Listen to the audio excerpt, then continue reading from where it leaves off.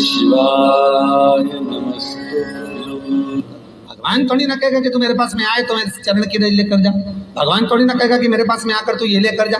भगवान तो कहेगा मेरे पास में आया है, मांगना कुछ मत, बस मुझे जो स्नान कराया है मेरा चरणोदक लेकर जा, छीट दे पूरे घर में, संपदा भरना मेरा काम है। जहां मेरी चरण की रज पहुंच गई वहां संपदा स्वतः पहुंच गई, मैं वहां पहुंच जाता हूं। तो चरणों तक ले जा, पर लोग ले जाते हैं, पूजन करते, कलश भी उंडेलते, जल भी चढ़ाते, पर आते समय खाली लेकर आ जाते। भगवान को इतना बुरा लगता, मेरे दरवाजे से खाली जाए मुझे कितना बुरा लगेगा। जो आए वो भर कर जाए, भले 2 बूंद लेकर आओ, पर उसमें चरणों तक थोड़ा सा लेकर अवश्य। हमारी माताएं बड़ी प्रेम से कहती हैं, आप लोगों के मन में भी ये बात जरूर होगा, जितने लोग टीवी पर कथा सुन रहे हो, फेसबुक यूट्यूब पर श्रवण कर रहे हो, आपने भी सुना होगा, घर की जो माताएं होती है, कभी भी घर का रसोई घर का बर्तन जिसमें सब्जी बनाई है, 50 लोग अगर जिमने आ रहे हैं और कह दिया आज का निमंत्रण है, 50 लोगों का पार्टी है, ये है वो है, सुहागिल है या ब्राह्मण भोज है, तो वो जो खीर का पात्र होगा, जो बर्तन होगा, जो सब्जी का पात्र होगा, माँ उसको खाली जल्दी नहीं करती है। भले उसमें सब्जी थोड़ी ना थोड़ी पड़ी रहने देगी, जब तक सब जिम कर नहीं चले जाएंगे तब तक उसमें पटक कर रखेगी। क्यों? क्योंकि उसमें उसकी बरकत है।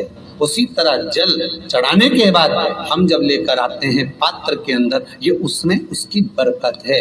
गर्ग संहिता में दूसरी चीज कही, उसको भी समझ लीजिए।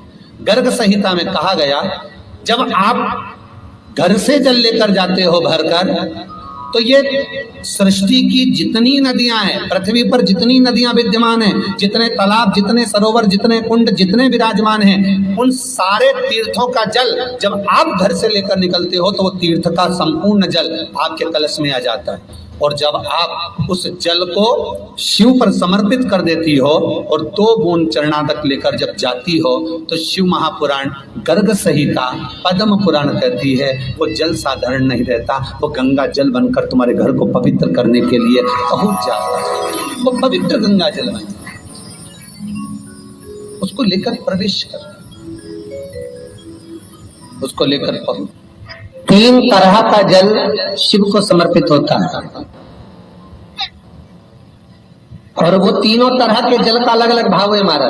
पहला जल सादा, घर से पानी लेकर गए, जल लेकर गए, शंकर को चढ़ाया, वो हमने घर का अपना एड्रेस बता दिया, भगवान शिव को जल चढ़ाकर अपने आनंद के लिए शंकर से कुछ प्राप्त कर लिया। दूसरा जल, जल के कलश में थोड़ा सा इत्र डालकर शंकर को जब समर्पित करते हैं, तो महाराज घर में अगर कोई व्यक्ति बहुत रोगीला है, बहुत रोगीला, एक शिव महापुराण में, स्कंद पुराण में, नर्मदा पुराण में, भविष्य पुराण में, अग्नि पुराण में, नारद पुराण में, बरहा पुराण में, वामन पुराण में जितनी चीजें लिखी गई है, एक एक प्रैक्टिकल कर देखो।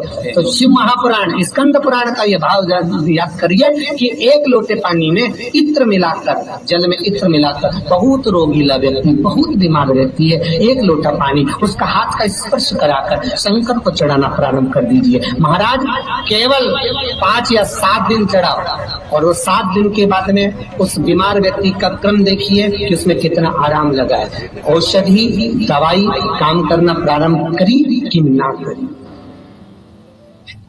केवल इत्र समर्पित, इत्र का जल। तो पहला जल सादा, दूसरा जल है इत्र का, और महाराज तीसरा जल जो शिव महापुराण के अंतर्गत कहा गया है, बेल पत्र का जल।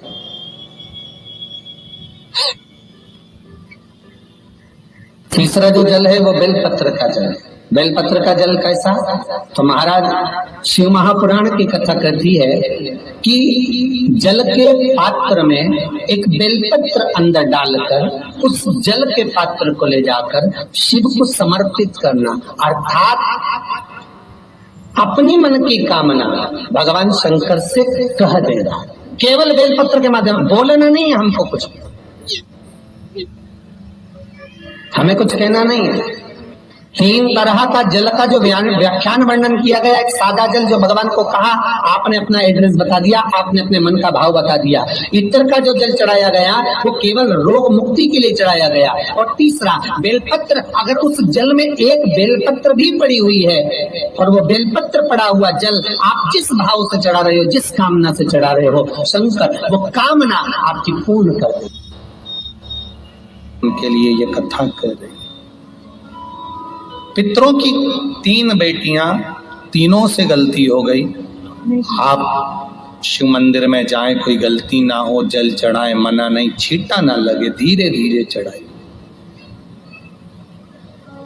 और एक बात अच्छे से ध्यान में रखिएगा, शिव मंदिर से जब भी वापिस आए, जल चढ़ाकर अपना फर्ज पूरा अदा कर। फर्ज से मतलब जब शिव मंदिर से वापिस आए, जो पत्ती, बेलपत्री, फूल शिव जी पे चढ़े थे वो नीचे शिवलिंग पे से नीचे गिर गए हो। एक शिवलिंग रखा है, लाना मिट्टी वाला, नहीं इधर उठा। में कथा चल रही, थोड़ा ध्यान से सुन। तो आप लोग जो पशुपति व्रत कर रहे हो या कोई भी उपास करते हो, कई लोग कहते हैं हमने करा नहीं हुआ, क्यों नहीं हुआ? उसमें हमारी गलतियों को हमें चाहिए। श्री शिवाय नमस्तुभ्यम मित्रों, हमारे चैनल MP49 पंडित प्रदीप मिश्रा में आप सभी शिव भक्तों का बहुत स्वागत है। पंडित प्रदीप मिश्रा जी से जुड़े सरल उपायों को देखने व सुनने के लिए हमारे चैनल को लाइक, शेयर व सब्सक्राइब करना ना भूलें। हर हर महादेव। यदि आप लोगों में से कोई काशी गया होगा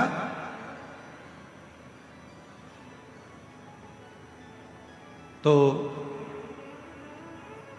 काशी में एक जगेश्वर महादेव है। जगेश्वर महादेव काशी में विराजमान है। कभी आप लोगों में से कोई गया होगा, स्मरण रखिए, काशी अगर कोई गया। एक होता है शमी का पौधा, एक होता है मंदार का पौधा।